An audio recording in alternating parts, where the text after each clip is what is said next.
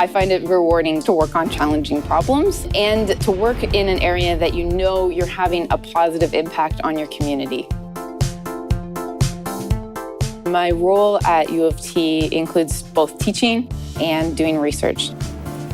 I manage a research group of 8 to 10 graduate students at any given time, and I teach undergraduate students and graduate students topics including water resource engineering, hydrology and hydraulics, and survey camp. As a course instructor, Jennifer Drake is very engaging, and the material she teaches in the courses are highly relevant to engineering practice.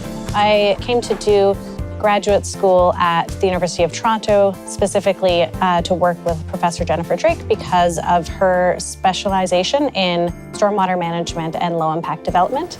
She's someone I was really excited to learn from, and that's why I continued on from a master's degree into a PhD because of all that I was learning from her.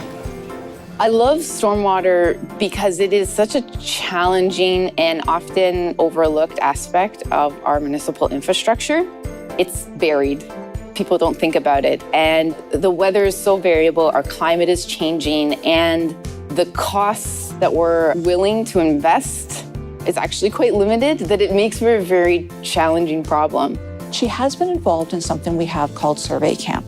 And she's one of the instructors there, where we all spend 2 weeks with the students at a camp where no one is able to go home at the end of the day. The course evaluation results were amazing.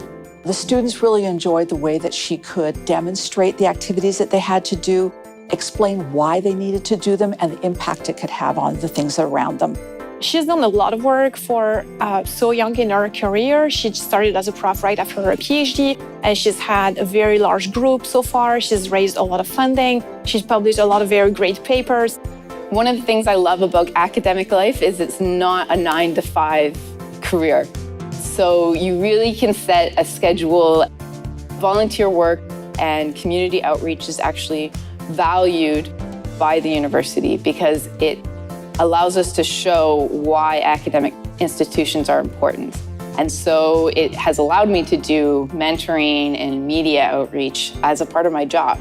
And so for this, I operate a YouTube website where we have videos about some of the research that we're doing. I have a Twitter account where I tweet about stormwater. I engage with the media very regularly to unpack, flooding when it occurs, and also support students in writing online articles that break down what we're doing to a broad audience so that if the public at large doesn't understand what we're doing, they're not going to value it and it's not going to be invested.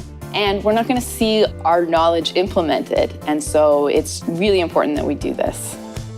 I'm a board member for the Toronto Region Conservation Authority, and I really enjoy it because it allows me to bring my technical knowledge and help with the governance of our water resources.